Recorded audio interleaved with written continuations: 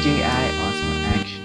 DJI Osmo Action ay nirelease noong taong 2019 pangtapat sa GoPro Hero 7, isa sa pinakakilalang manufacturer ng action cam sa panahon ngayon.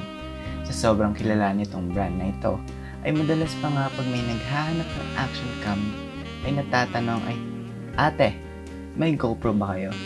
Yung DJI parang toothpaste lang. Pagbilan nga po ng Colgate. Yung close-up Pero ito, let's get straight to the point.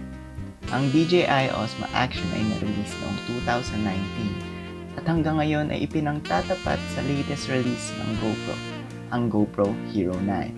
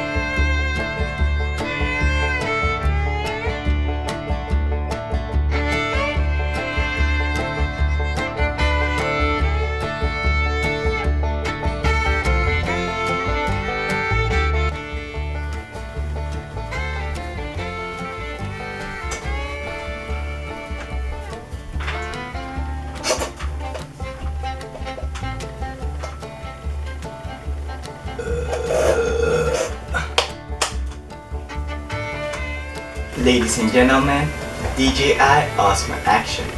Alam kong it's been 2 years mula nang nirelease itong action cam na ito. Pero, it competes sa mga bagong labas ng 2021. Okay, let's go to the unboxing. Okay, let's start. First time na hawakan ko itong box na ito. Sobrang quality ng pagkakagawa niyo. Let's take a look at these specs. Dual screen, 4K HDR, waterproof, up to 11 meters, rock steady, 4K 60, and 1080p 8x slow motion.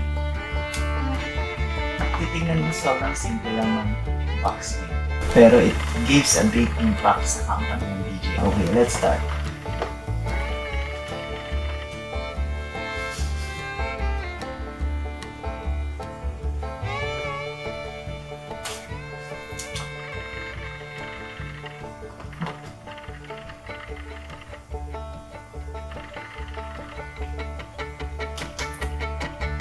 Kahit yung mismong box. Kahit yung mismong box niya. Grabe. Mismong plastic ay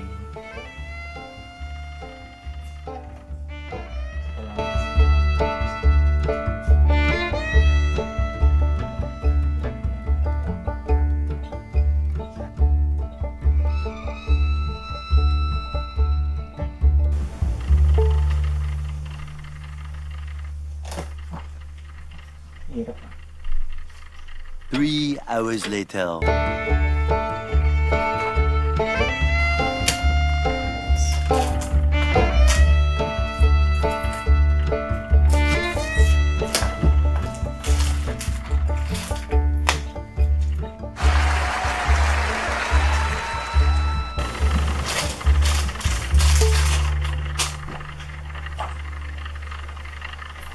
Open natin siya. I changed the lighting a little bit para mas makita niyo yung bukas mo ng box, makikita mo yung mismong DJI logo.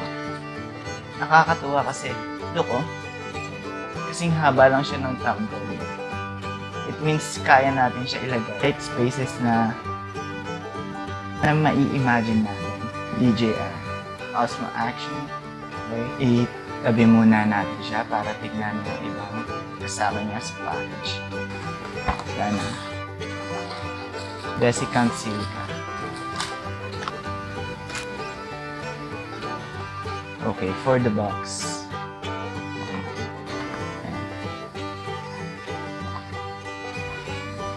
First item na nasa box na kasama niya is yung battery. Attachment. That's inside. The USB Type-C. Naka-Type-C na siya, diba? The concave attachment. Initin to. Na-strip ko yung naka-strap lang. Works. Mga ganyan, diba? Tingnan natin.